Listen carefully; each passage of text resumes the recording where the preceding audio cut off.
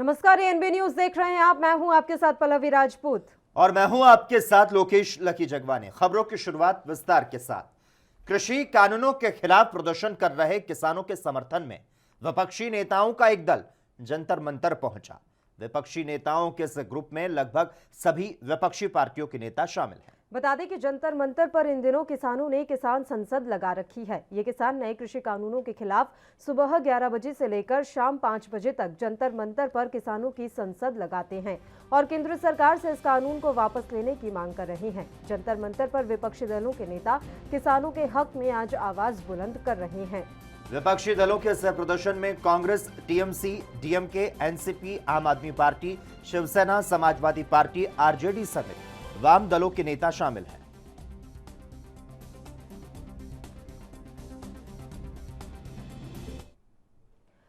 Maharashtra BJP के अध्यक्ष चंद्रकांत पाटिल ने महाराष्ट्र नवनिर्माण सेना प्रमुख राज ठाकरे की आवाज पर उनसे मुलाकात की। बता दें कि स्थानीय निकाय चुनाव से पहले महाराष्ट्र में राजनीतिक समीकरण बदलते नजर आ रहे हैं। इस मुलाकात को लेकर राज्य में राजनीतिक सरगर्मी तेज हो गई है और अब कई तरह के कयास लगाए जा रहे हैं। गौरतलब है कि इस मुलाकात को लेकर महाराष्ट्र बीजेपी अध्यक्ष चंद्रकांत पाटिल ने गुरुवार को कहा था कि भारतीय जनता पार्टी और महाराष्ट्र नवनिर्माण सेना के बीच गठबंधन की कोई संभावना नहीं, क्योंकि अन्य राज्यों के बारे में उसके विचार हमारे लिए अस्वीकार्य हैं। अनेकों मतभेद के बावजूद ये मुलाकात आवश्यक है। इसके साथ ही शुक्रवार को उन्होंने इस मुलाकात को एक शिष्टाचार मुलाकात बताया।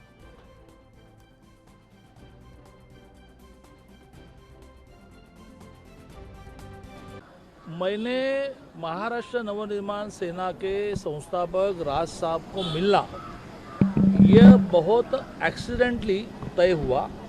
वो भी हमेशा नासिक में जाते, मैं भी नासिक में जाता हूँ, लेकिन इस बार हम दोनों एक साथ नासिक में रहे। 2 दिन मिले भी नहीं। अचानक एक दिन मैं सुबह जब निकला तो वो उनका गाड़ियों का ताफा लग रहा था। तो मैंने पूछा कौन जा रहा है, तो राज साहब जा रहे हैं। तो मैंने कहा कि ये ठीक नहीं है कि 2 दिन मिले नहीं और अभी गाड़ियाँ लगी तो भी नहीं मिलेंगे। तो मैं जाकर गाड़ी के पास नमस्कार किया। वो उतरे, थोड़े 10 मिनट बात हुई। तो 2 हिंदू व्यक्ति, 2 महाराष्ट्रीयन व्यक्ति जब कहते अरे भाई बम्बई आओ कभी चाय पीने के लिए, तो मैंने कहा कि मैं आऊँगा। तो थोड़ी ये भी चर्चा हुई कि भाई बार बार आप प्रेस के सामने कहते हैं कि राज्य ने अपनी परप्रांतियों की भूमिका बदलनी चाहिए तो ही आगे जा सकते हैं। तो मैं एक आपको क्लिप भेजता हूँ जो उत्तर भारतीयों के सामने की है, तो मेरा भाषण है, वो उत्तर प्रदेश बिहार में बहुत पॉपुलर हुआ था। मैंने कहा भेजो, तो उन्होंने भेजा।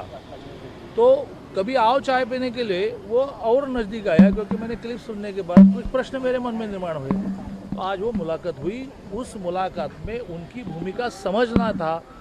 महाराष्ट्र नवनिर्माण जम्मू संभाग के सांबा जिले में शुक्रवार को बब्बर नाले से 2 पिस्टल, 5 मैगजीन और कारतूस बरामद हुए हैं। इलाके की घेराबंदी कर पुलिस और सेना के जवान तलाशी अभियान चला रहे हैं। गुरुवार देर रात इसी इलाके में ड्रोन की गतिविधि देखी गई थी। आशंका जताई जा रही है कि उसी के जरिए ये हथियार गिराए गए हैं जिन्हें आतंकियों तक पहुंचाना था।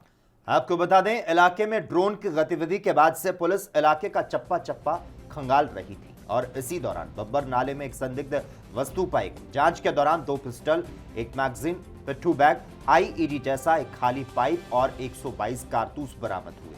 पुलिस और सेना की टीम अभी भी इलाके में तलाशी अभियान चला रही है।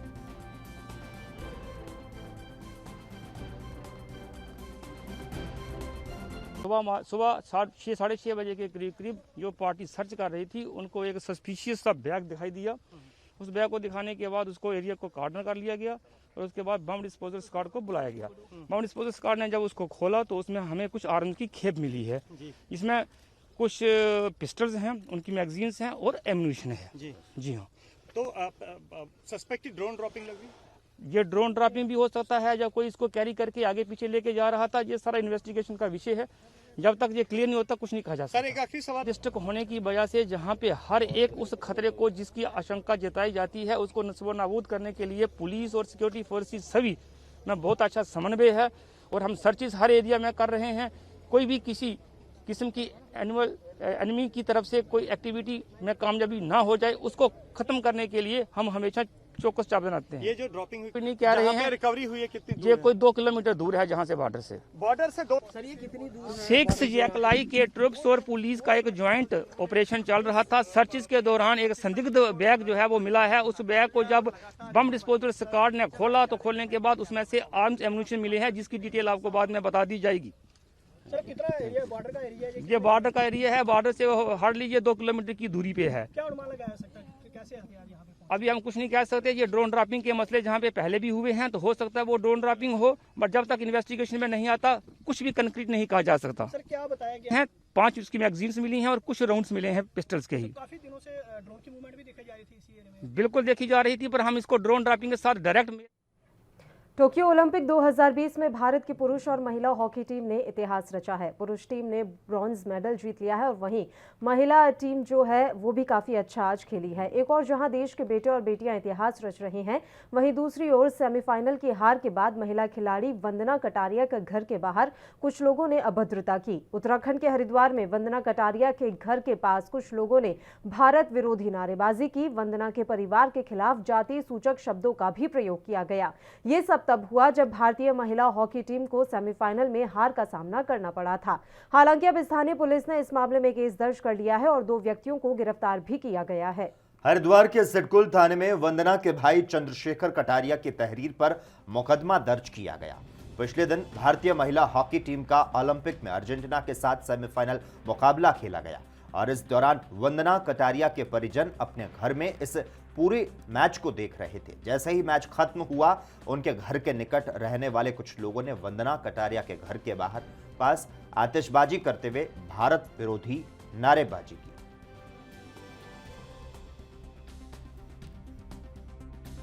मेरी बिटिया ने जोर बहुत लगाया तो क्या करो हिंद तलक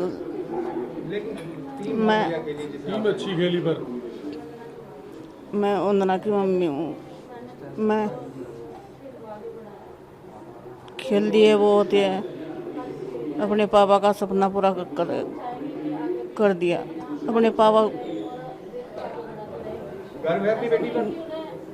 गुजर गए थे, उन्हें भी देखकर नहीं आ सकता। झारखंड के सिमडेगा जिले को हॉकी की नर्सरी कहा जाए तो गलत नहीं होगा। सिमडेगा ने देश को कई ऐसे बेहतरीन खिलाड़ी दिए हैं जिन्होंने अपनी टीम को जीत दिलाने और भारत का नाम दुनिया में ऊंचा करने के लिए कड़ी मेहनत की है।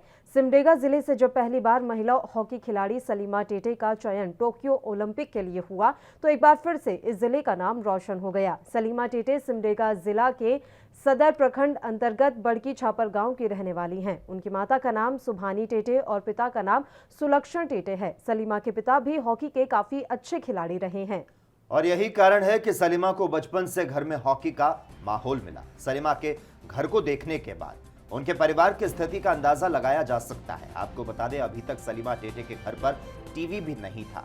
सलीमा का चयन जब ओलंपिक के लिए हुआ तो उनसे मिलने के लिए बहुत से लोग घर पहुंचे। उनके घर से जुड़ी जानकारी जैसे ही सोशल मीडिया पर वायरल हुई, वैसे ही प्रशासन ने उनके घर पर टीवी, डीटीएच और जनरेटर का प्रबंध किया। घर की ये तस्वीरें काफी भावुक कर देने वाली है। एक इंटरनेशनल प्लेयर की ये गरीबी वाकई में कई सवाल खड़े करती है।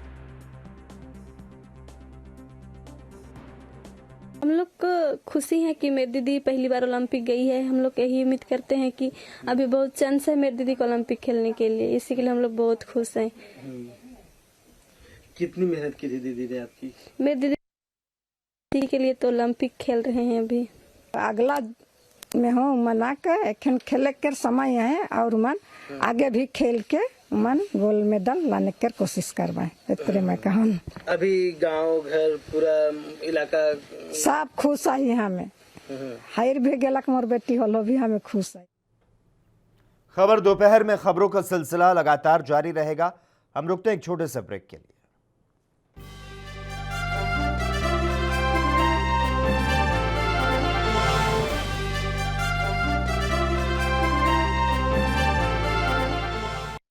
ब्रेक के बाद एक बार फिर से आप सभी का स्वागत है। बढ़ते हैं कुछ और खबरों की ओर। मुंबई के पोर्नोग्राफी केस में यहां पुलिस ने पूछताछ के लिए बॉलीवुड अभिनेत्री शर्लिन चोपड़ा को भी बुला लिया है। क्राइम ब्रांच ने शर्लिन चोपड़ा को आज ही पुलिस के सामने पूछताछ के लिए हाजिर होने को कहा।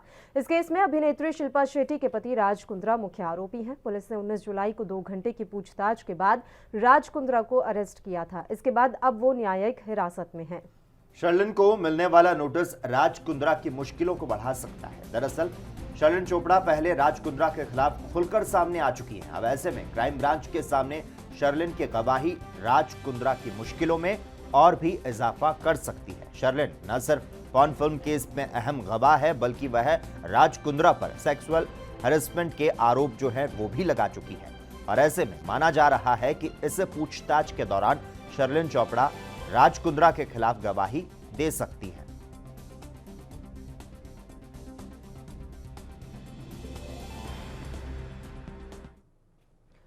स्वतंत्रता दिवस से पहले दिल्ली के लाल किले के आसपास सुरक्षा व्यवस्था बढ़ा दी गई है। दिल्ली की सड़कों पर इस बार किसान का आंदोलन भी जारी है। ऐसे में 26 जनवरी को हुई हिंसा को देखते हुए दिल्ली पुलिस इस बार काफी कड़ी सुरक्षा कर रही है। और इसी कड़ी में लाल किले के पास बड़े बड़े कंटेनर्स लगाए गए हैं। लाल किले के मेन गेट पर ये कंटेनर्स लगाए गए हैं ताकि अगर कोई प्रदर्शनकारी पुलिस के चक्रव्यूह को भेद कर आता है तो कंटेनर्स को पार ना कर पाए।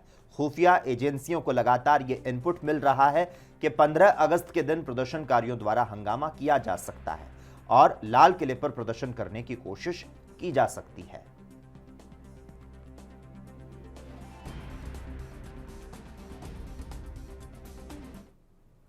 बिहार के नालंदा में जमीन के विवाद को लेकर 2 पक्षों के बीच हिंसक झड़प हो गई। सनसनीखेज वारदात में 5 लोगों की गोली मारकर हत्या कर दी गई।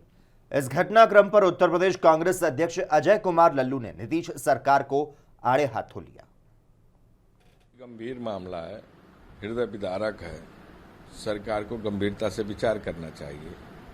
और मैं समझता हूं कि अगर जमीनी मामला है तो वो लोग काफी दिनों से थाने, तहसील और तमाम जिलाधिकारी और मुख्यमंत्री को पत्र लिखते रहे होंगे। अगर सरकार ने पहले संज्ञान लिया होता तो शायद इस तरह की घटना घटित नहीं होती। सरकार के कानून व्यवस्था के पोल को खोलने का काम करता है। पूरी भाजपा और नीतीश जी की सरकार फेल हो चुकी है, कानून व्यवस्था पूरी तरह फेल है। कि उत्तर प्रदेश का नौजवान हो, किसान हो, गांव का गरीब हो, आम आदमी हो, हर व्यक्ति परेशान है। कानून व्यवस्था फेल हो चुकी है, महिला सुरक्षित नहीं है, भ्रष्टाचार का बोलबाला है। पूरा उत्तर प्रदेश केवल ब्रांडिंग, होर्डिंग, मैनेजमेंट और पीआर के भरोसे चल रहा है। बड़े बड़े विज्ञापनों और बड़े बड़ी बातों को रखने वाले मुख्यमंत्री, बहसू मुख्यमंत्री, नाकारा मुख्यमंत्री उत्तर प्रदेश का बेड़ा गर्क कर चुके हैं। उत्तर प्रदेश की जनता यह देख रही है कि मूल विपक्ष कौन है और कौन जनता के सवालों पर सड़क से लेकर सदन तक संघर्ष कर रहा है। 2022 में कांग्रेस की सरकार बनने जा रही है। कांग्रेस को उत्तर प्रदेश की जनता का आशीर्वाद प्राप्त होगा। मैं समझता हूं भारतीय हॉकी टीम को जीतने की ढेर सारी बधाई और शुभकामना। लेकिन प्रधानमंत्री जी कृपया यह बताएंगे, ये जो नया नया स्कीम आप रोज लॉन्च करते हैं बड़े बैनर और पोस्टर के साथ, ये अगर खाद्य सुरक्षा बिल कांग्रेस सरकार नहीं लाई रहती तो क्या आप अन्न बांटने की स्थिति में रहते? ये योजना कांग्रेस की, जिस समय ये योजना पास हो रही थी उस समय आपकी पूरी सरकार ने विरोध किया था। इस चेहरे को क्या कहेंगे आप?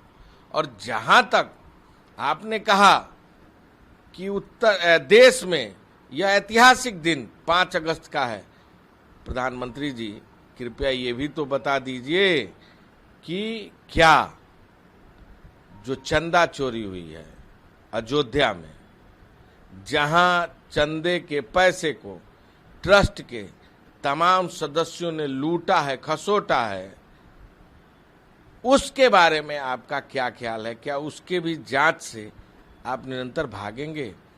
देश का हर एक विपक्षी दल, खासकर आदरणीय राहुल गांधी जी, रोज जासूसी कांड के जांच की बात कर रहे हैं, सदन में बहस कराना चाहते हैं। सरकार भाग क्यों रही है? कृषि पर चर्चा करते ही आपके तमाम नेता चिल्लाने लगते हैं और किसान विरोधी चेहरा आपका पूरी तरह साबित हो चुका है। प्रधानमंत्री जी अब आपके विदाई का समय।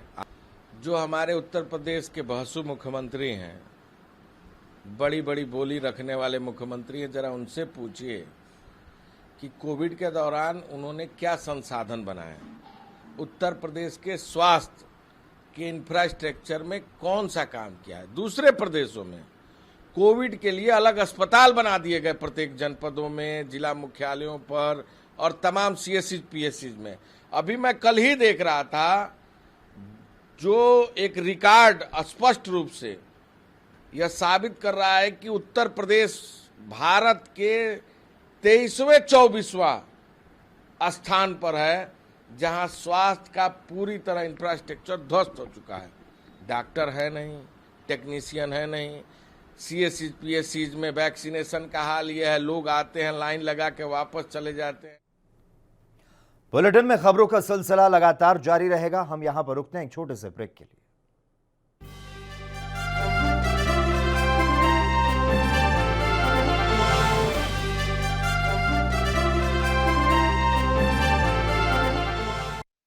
ब्रेक के बाद एक बार फिर से आप सभी का स्वागत है। बढ़ते हैं कुछ और खबरों की ओर। भारतीय रिजर्व बैंक ने शुक्रवार को उम्मीद के अनुरूप प्रमुख नीतिगत दर रेपो में कोई बदलाव नहीं किया और इसे रिकॉर्ड न्यूनतम स्तर पर बरकरार रखा है। आरबीआई के फैसले पर मार्केट एक्सपर्ट सुनील शाह की प्रतिक्रिया सुनाते हैं आपको। ये एक्सपेक्टेड लाइन पे था, लेकिन इसलिए मैं बोलूंगा कि ये एक्सपेक्टेड लाइन पे था और पॉजिटिव है, क्योंकि अगर एक बात करके रेट्स आर लेफ्ट अनचेंज, वो एक्सपेक्टेड था। अकोमोडेटिव स्टैंड वो भी एक्सपेक्टेड था।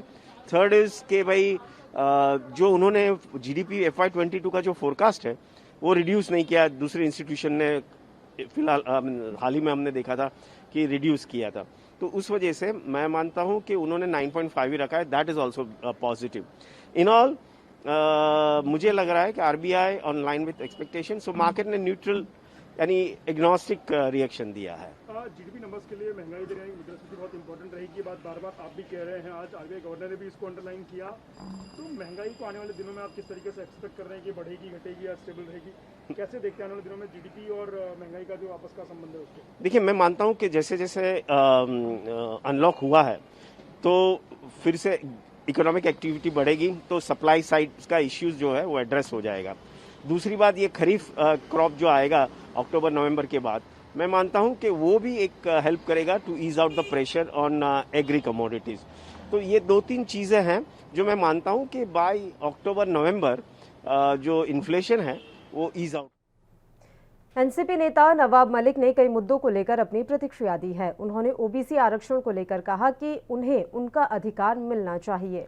उन्होंने लोकल ट्रेन को लेकर कहा कि लोगों को छूट दी जा रही है और क्या कुछ कहा उन्होंने, सुनाते हैं आपको। लेकर स्पष्ट नहीं होता कोई चुनाव नहीं होगा।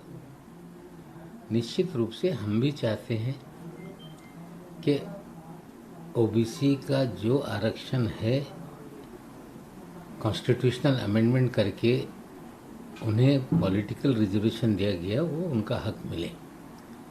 लेकिन न्यायालय के आदेश से न्यूमेरिकल डाटा जब तक मिलेगा नहीं, कमीशन अपनी रिपोर्ट नहीं पेश करेगा, तब तक ये मामला पूरी तरह से हल नहीं हो सकता। अगर बीजेपी चाहती है कि पूरे महाराष्ट्र में सारे चुनाव रद्द कर दिए जाए, जब तक ये मामला हल नहीं होता, तो स्पष्ट रूप से लिख के सरकार के सामने रखे। हाईकोर्ट का आदेश, न्यायालय का आदेश, चुनाव आयोग चुनाव कराने के लिए बाध्य है।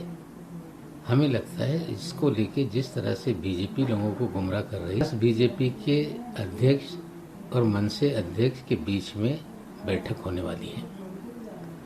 सभी राजनीतिक दलों के नेताओं के मिलने पे किसी को आपत्ति नहीं होनी चाहिए, लेकिन जिस तरह से बयान आ रहे हैं कि हम समझौता करना चाहते हैं, क्या मनसे बीजेपी के साथ समझौता करना चाहती है या बीजेपी मनसे के साथ करना चाहती है? ये उनका अधिकार है, लेकिन जिस तरह से बयान भारतीय जनता पार्टी के भीतर से आ रहे हैं, चंद्रकांत पाटिल जी अलग कहते हैं, देवेंद्र जी अलग कहते हैं, कोई नेता अलग बयान देता है, हमें लगता है कि किसी भी दलों का गठबंधन ये उनका अधिकार है। ट्रेन को लेके भारतीय जनता पार्टी आंदोलन कर रही है। पहले तारीख दे के भूल गई थी, हमने याद दिलाया तो अब वो आंदोलन पे उतारू है। हमें लगता है कि जो भी लोकल ट्रेन में एसेंशियल सर्विसेज के लोग हैं उन्हें सफ़र करने की इजाज़त है। आम यात्रियों के लिए निर्बंध है कायम। कारण ये है कि कोविड के प्रसार को रोकने के लिए इस तरह के कदम उठाए गए। जैसे जैसे परिस्थिति नियंत्रित होगी ढील दी जा रही है। महाराष्ट्र में बड़े पैमाने पे लगभग 25 जिलों में बहुत सारी रियायत दी गई। इस मामले में भी मुख्यमंत्री जी ने कहा है कि विचार करके निर्णय लिया जाएगा। इसका मामला सुप्रीम कोर्ट में पहुंचा है। एडिटर गिल्स हो, एन राम जी हो और पत्रकार हो, उन्होंने याचिका दायर की है। कल पहली सुनवाई पे ये कहा गया कि मामला गंभीर है और ये भी पूछा गया है कि एफआईआर क्यों नहीं दर्ज किए गए। निश्चित रूप से लोग उसका जवाब देंगे। हमें लगता है कि न्यायालय अपना काम कर रहा है, उसे करने देना चाहिए। लेकिन जब पूरी दुनिया में इसको लेके जांच बैठी है, फ्रांस के राष्ट्रपति की जासूसी हो रही थी, जांच हो रही है, इजराइल ने स्वयं जांच बैठा दी है, तो हमें लगता है सरकार न्यायालय का इंतजार न करते हुए स्वयं जांच की घोषणा करे। उधर केंद्रीय मंत्री मुख्तार अब्बास नकवी ने कई मुद्दों को लेकर अपना बयान दिया है। उन्होंने कहा कि विपक्ष तो हंगामा ही करता है। इसके साथ ही उन्होंने कहा कि प्रधानमंत्री की योजना से गरीबों को लाभ मिला है और उन्होंने क्या कुछ कहा, सुनते हैं। फिर भी जासूसी का भभूत लगा करके भ्रम का भूत खड़ा करने की कोशिश है, इससे ज्यादा कुछ नहीं है। और शर्तों के साथ शरारत और कुतर्कों के साथ शोर, ये इस समय चल रहा है। अब मैं जब ये कह रहा हूं शर्तों के साथ शरारत और कुतर्कों के साथ शोर, तो ये कहेंगे कि साहब किसान के मुद्दे पे डिबेट करो, डिस्कशन करो। लेकिन पहले जो है वो कृषि जो कानून पार्लियामेंट ने पास किया उसे खत्म करो, तब हम डिबेट और डिस्कशन के लिए तैयार हैं। तो इसको कहते हैं ना शर्तों के साथ शरारत और कुतर्कों के साथ शोर जो हो रहा है कि साहब ये हम जासूसी, तथाकथित जासूसी हो गई। तो भैया ना गवाह है, ना तुम्हारे पास सबूत है, फिर भी जो है वो भ्रम का भूत खड़ा करने की कोशिश कर रहे हो आप, और जासूसी का भभूत लगा के भ्रम का भूत खड़ा कर रहे हो। एक चीज। दूसरी चीज है कि उसके साथ भी शर्त लगा रहे हैं कि हम उस पर भी तब तैयार होंगे जब हम जो स्क्रिप्ट लिख के देंगे सरकार उस स्क्रिप्ट को ही पढ़े, और कौन पढ़े वो भी वो तय कर रहे हैं। तो इसका एक ही सीधा सीधा मतलब निकलता है कि ये डिबेट में, डिस्कशन में इंटरेस्टेड नहीं है, डिस्ट्रक्शन में ही ज्यादा इनकी रुचि है कि पार्टिसिपेट करिए, डिस्कशन में नहीं पार्टिसिपेट करिए। जो डिसीजन हो रहा है पार्लियामेंट में उसमें पार्टिसिपेट न करिए। आपको तो किसी ने नहीं मना किया, आप तो खुद अपनी इच्छा से जो है वो कुएं में कूदे हुए हैं, वेल में डूबे खड़े होकर चिल्ला रहे हैं, शोर मचा रहे हैं। तो आप करिए ना भाई, डिबेट में भी पार्टिसिपेट करिए, डिस्कशन में भी पार्टिसिपेट करिए, अपने तर्कों और तथ्यों के तीरों के से जो है सरकार को आप घेरिए। किसने मना किया है?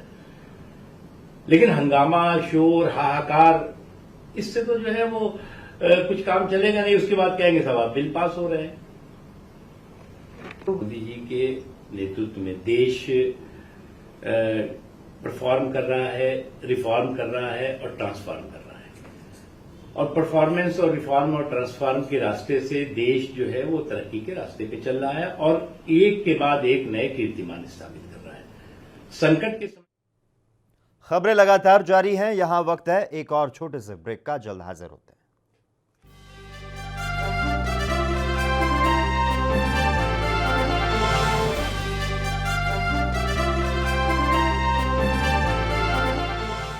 ब्रेक के बाद एक बार फिर से आप सभी का स्वागत। और चलिए अब खबरों का रुख कर लेते हैं। जेडीयू नेता संजय सिंह ने विपक्ष पर पलटवार करते हुए कहा कि ये समय नीतीश जी का है, उनके राज में अपराधी कहीं भी बच नहीं सकते हैं। उन्होंने जाति जनगणना को लेकर भी अपना बयान दिया। क्या कुछ कहा, सुनते हैं। हमारे नेता नीतीश कुमार और जनता दल यू का शुरू से मांग रहा कि जातीय जनगणना हो। आपको मालूम हुआ कि दोनों सदन से पास है कि जातीय जनगणना पर सभी की सहमति बनी थी। अभी हाल ही में हमारे राष्ट्रीय अध्यक्ष आदरणीय राजीव रंजन सिंह के नेतृत्व में एक प्रतिनिधिमंडल केंद्रीय गृह मंत्री से मिले।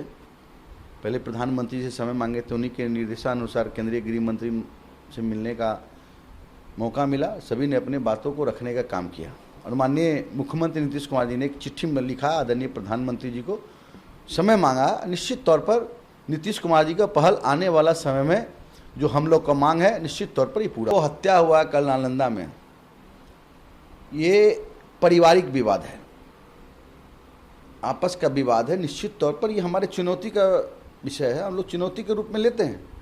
लेकिन अगर अपराध हुआ, अपराधी पाताल में भी रहेंगे तो उसको खोज लिया जाएगा। ये नीतीश कुमार जी का राज है। विरोधी क्या कर रहा है उसको मालूम है कि 15 साल का आतंक राज में क्या होता था, कि अपराधी अपराध करता था कि अन्य मार्ग में जगह मिलता था। लेकिन यहाँ एक अन्य मार्ग में जगह नहीं मिलता है, जेल के सलाखों के पीछे जगह मिलता है। बिहार में जातीय जनगणना की मांग अब जोर पकड़ने लगी है। अब सीएम नीतीश कुमार ने इसे लेकर प्रधानमंत्री नरेंद्र मोदी को एक पत्र तक लिख दिया है। इसको लेकर बीजेपी नेता नवल किशोर यादव ने प्रतिक्रिया दी। लोकतंत्र में सबको अधिकार है अपने विचारों को रखने का, अपने विचारों को प्रस्तुत करने का और प्रधानमंत्री जी से मिलने का, समय मांगने का, ये सबको अधिकार है। और बिहार के मुख्यमंत्री हैं, ये अपनी बातों को रखे होंगे। हर देखिए, हमारी पार्टी का विचार और उनकी पार्टी का विचार दोनों अलग अलग है, इसीलिए दोनों अलग अलग पार्टी है। कुछ विचारों पर, कुछ मुद्दों पर हमारा साझा समझौता है, उसी आधार पर आज तक लंबे समय से चल रहा है। लेकिन सारे विचारों का मतलब यह नहीं कि हमारा जो विचार होगा वही उनका विचार होगा, अपना अपना स्वच्छंद विचार है। इसलिए बात में लॉ एंड ऑर्डर का कोई मामला बहुत नहीं बनता है जब आपका पारिवारिक आदावदी हो और इंटेंशन क्लियर हो कि हमको इस तरह की घटनाएं घटानी हैं, दबाव बढ़ाना है परिवारों पर, तो इस तरह के घटनाएं घटती है। जो नालंदा का मामला है वो 2 परिवार का मामला है, 2 जमात का मामला है और उसमें पुलिस भी कोई कुछ नहीं कर सकती है। घर के लोग कुछ नहीं कर सकते हैं तो पुलिस भी नहीं कर सकती है। पुलिस इस तरह के जघन्य अपराध होने के बाद ही इंटरफेयर कर सकती है। ये चूँकि ज़मीन का मामला है, जोरू ज़मीन का मामला जब होता है तो वो पता नहीं चलता है, किसी को पता नहीं चलता और एक एक व्यक्ति के शरीर में कोई पुलिस नहीं बांधा जा सकता। खबरें लगातार जारी हैं, हम रुकते हैं एक और छोटे से ब्रेक के लिए।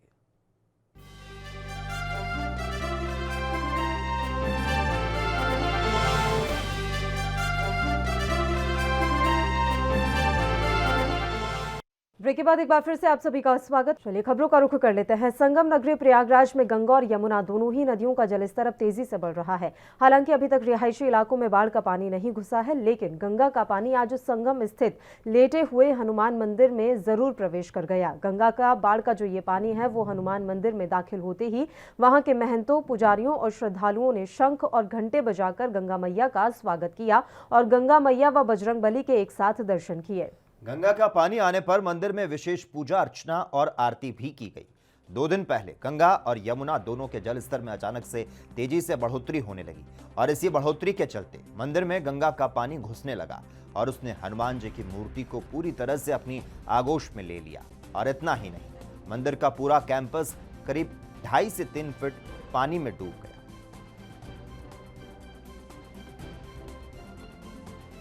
4 दिन से बहुत तेजी से पानी बढ़ रहा है। कल तक ये दशा सुमेर घाट वाला सड़क खाली था, लेकिन आज डूब गया पूरा, दूसरी टेमई से डूब गया है और बढ़ ही रहा है। हनुमान जी परसों तक ठीक थी। मकानों में घर पानी घुस गया है, कई मकानों में पानी घुस गया है। आवागमन इधर का बंद हो गया है, दुकानें सब बंद हो गई हैं। यहाँ सब्जी उब्जी की जो दुकानें थी सब बंद हो गई हैं। स्नान घाट सब डूब गए हैं, लोग सड़कों पर नहा रहे हैं पानी में। अपना नाम बताइए। अपना नाम बताइए। हमारा नाम कौशलेश प्रसाद पांडे जी। इसमें 2 दिन पहले सड़क खाली थी, 2 दिन में बहुत तेज़ी से रफ्तार बढ़ी हुई है और ये यहाँ कम से कम 200-300 घर नीचे बाधित हो गए हैं। लोगों का आवागमन एकदम बंद हो गया, सारी दुकानें बंद हो गई हैं और जो झोपड़ी खुरिया वाले हैं ये भी यहाँ से सब निकल चुके हैं।